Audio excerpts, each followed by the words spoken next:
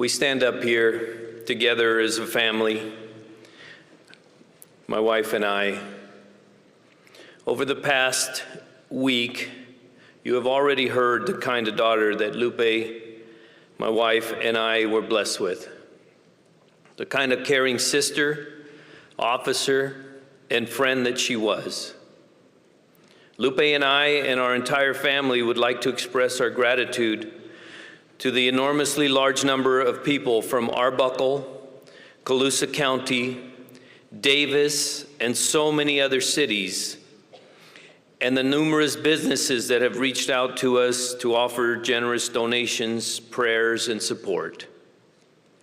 But I have to take this opportunity to publicly thank a few of them that truly made a difference.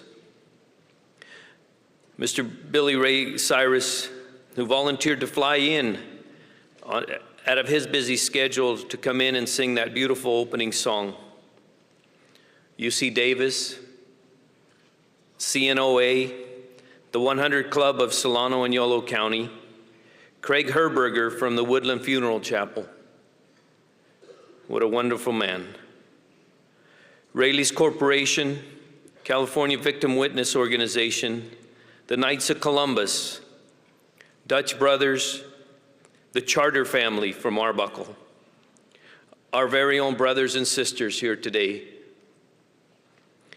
the City of Woodland and the City of Davis, and especially the Davis Police Department, and all their staff for the generous donations and their generous time that they've spent. They have not left Natalie alone for 1 second since she fell. And I apologize for not having enough time here today to mention all the other businesses and people that have reached out to us to help our family during this very difficult time. There are times in life where we must set all our differences aside and come together as one giant family. It is a time to practice the faith that we so much believe in. It is time to show love and not hate. We strongly believe in God and in His Son, Jesus Christ. God makes no mistakes. Everything may seem to us as bad luck, as a horrible and senseless death.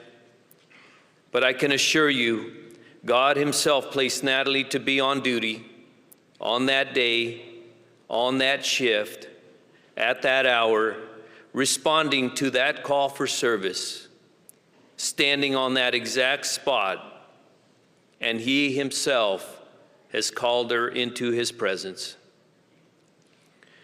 Natalie chose to be a police officer. She chose the Davis Police Department. When she started as a community officer, she was so proud. When I tried to get her to apply for the Colusa County Sheriff's Department, I remember what Natalie told me. Natalie said, "Dad, I have found the perfect department in the perfect city. Everyone at the PD and in the city are so nice. I can't see myself going anywhere else. This is where I want to work." My nephew David, a sergeant with the CHP, had also been trying to steal her into the CHP. He failed miserably. Natalie would come home daily excited and anxious to tell Lupe and I how much fun she had had that day. I now feel guilty because on a few occasions we would hear her getting home and I would tell Lupe, "Here comes Nat, turn off the lights," and act like we're sleeping.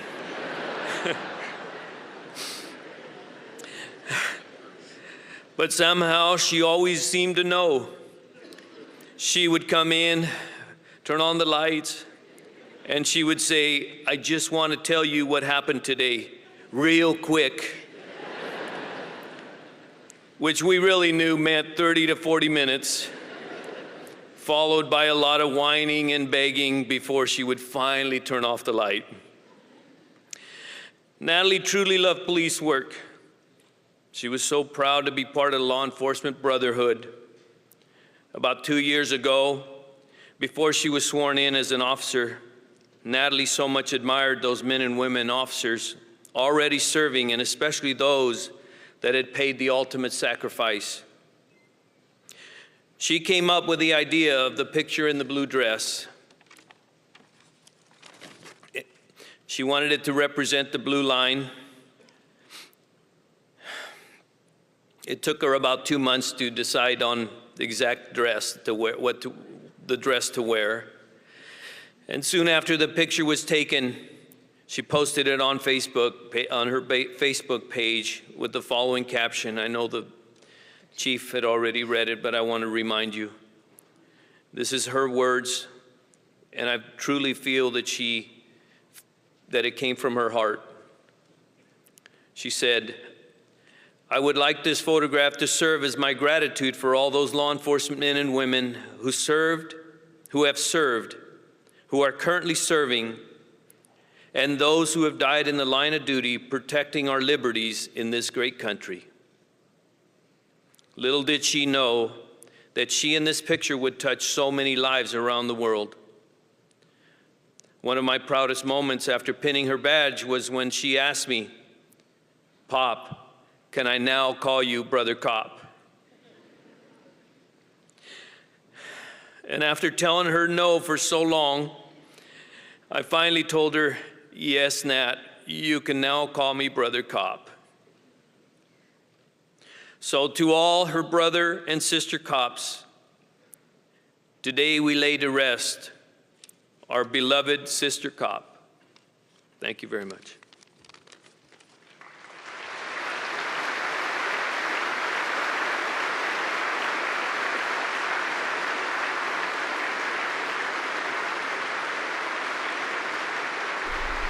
From a family of police officers, from a father who was a police officer, we just heard from Merced Corona as he laid out the eulogy for Natalie Corona.